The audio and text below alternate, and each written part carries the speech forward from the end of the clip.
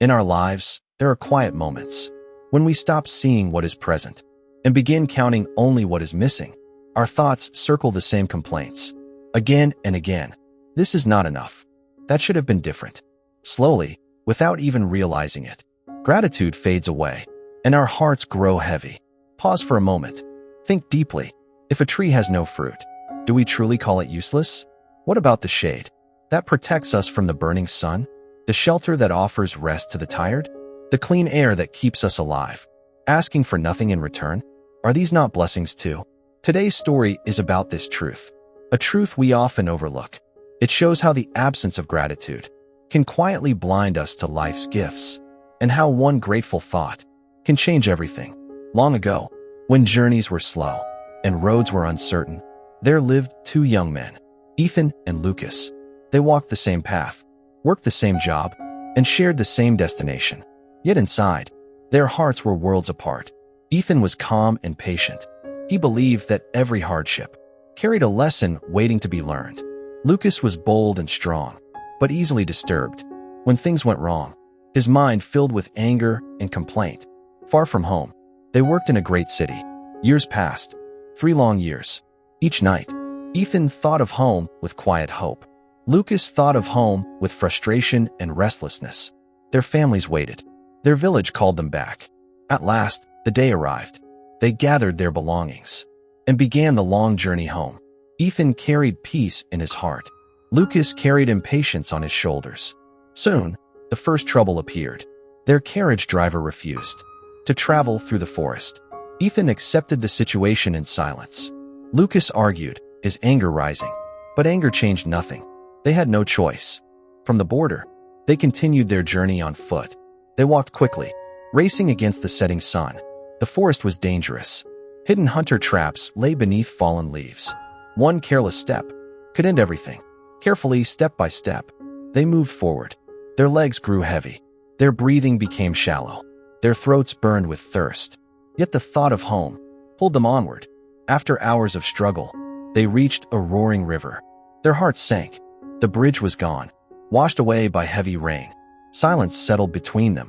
There was no path around it, no way back. At last, they decided they would swim. The current was strong. The water was icy cold. With every ounce of strength, they fought their way across. Finally, they reached the other side. Exhausted, shaking, but alive, Ethan quietly thanked God. In that moment, life itself felt like a gift. Then misfortune struck again. Their water bottles slipped from their hands and vanished into the muddy river. Lucas shouted in anger. Now there was no water, only a long road still ahead. The sky darkened. Heavy rain began to fall. Cold, relentless, unforgiving. They ran through the forest, fear driving their steps. Deep inside, they found a small hut, built long ago by a hunter. They took shelter there, collecting rainwater, waiting for the storm to pass. Lucas broke the silence. What kind of journey is this? Nothing is going right. First the driver refused us. Then the river stole our water. Now this rain. After all this suffering, will we even reach home? Ethan listened quietly. He watched the rainwater fill their hands. Even in hardship, he saw help. When the rain stopped near noon, they began walking once more. The forest slowly thinned. In the distance, villages appeared. Hope returned. But now the sun burned fiercely. Hunger weakened their bodies. At last, they reached a giant tree with wide, welcoming shade.